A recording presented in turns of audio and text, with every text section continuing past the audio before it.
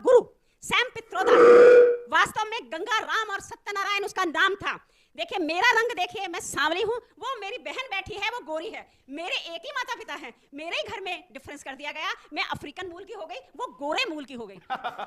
जब हमलावर आते थे इस देश को लूटने के लिए आते थे, हमें कुफ्र कहते थे और काफिर के नाम पर के तलवारबाजी होती थी। दिल्ली की ये हालत थी, कई बार हुई कि 40 दिन तक किसी चिड़िया ने भी पर नहीं मारा था। तो जिनको मारते थे वो कौन थे? क्या वो अफ्रीकी मूल के थे या वो गोरे थे या अरब मूल के थे?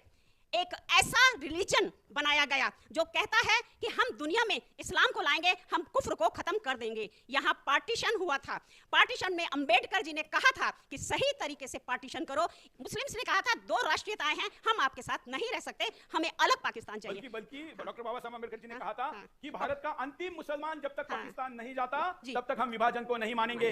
तो बाबा साहब की बात माननी चाहिए थी कि नहीं? बिल्कुल। अगर डॉक्टर बाबा साहब अम्बेडकर जी की बात मानी होती तो आज जनसंवाद का विषय मुस्लिम आरक्षण होता क्या? बिल्कुल नहीं। ये हमारा दुर्भाग्य है कि हमको ये मुद्दा लेना पड़ रहा है, क्योंकि बाबा साहब अम्बेडकर की बात मानी नहीं और मजहब के नाम पर तय हुआ विभाजन। तो फिर मुसलमानों को यहाँ क्यों रखा? ये जो उनका प्रश्न था, ये प्रश्न आज भी इस देश को एक बड़ी समस्या के रूप में सता रहा है। हाँ। गांधी जी ने कहा था 2 जून को, गांधी जी ने कुछ नहीं बोले, चुप रहे, जबकि कहते थे कि मेरी लाश के ऊपर पाकिस्तान बनेगा। काश वो पहले बोल देते तो पाकिस्तान, इतनी बेहुरमती हम हिंदुओं की नहीं होते।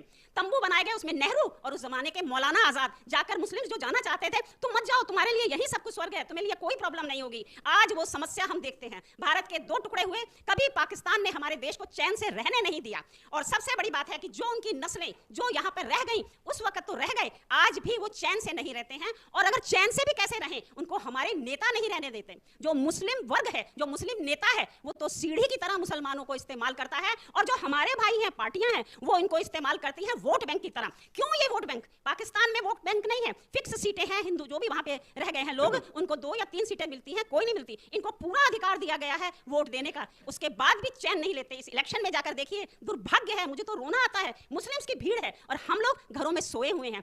किस दिन हम जगेंगे? जिस दिन हमारी बहन बेटियों को उठा के लव जिहाद के नाम पे ले जाया जाएगा या हमारे टुकड़े टुकड़े कर दिए जाएंगे, तब हिंदुओं को अकल आएगी। अभी तक अकल नहीं। और ऊपर से मुस्लिम आरक्षण, किस लिए मुस्लिम आरक्षण? मुस्लिम कहते हैं कि धर्म के आधार पर हम एक हैं, एक सिफरे में बैठ के खाना खाते हैं। मुसलमान ये मानते हैं कि हमारे में कोई जाति नहीं होती। तो अगर किसी इस्लाम के अनुसार, या तो कुरान के अनुसार इस्लाम चलाओ, या तो फिर भारत के राजनीति के अनुसार चलाओ, दोनों बातें एक जैसी नहीं हो सकती। तो अगर आप कहते हो कि इस्लाम ये कहता है कि हमारे यहाँ पर ऊंच नीच नहीं है, गरीब अमीर नहीं है, जाति नहीं है, सब एक है, तो फिर कोई मुसलमान कोई ओबीसी कैसे हो सकता है? कोई मुसलमान कहीं पर एससी कैसे हो सकता है? यह प्रश्न आरक्षण में पूछा जाना।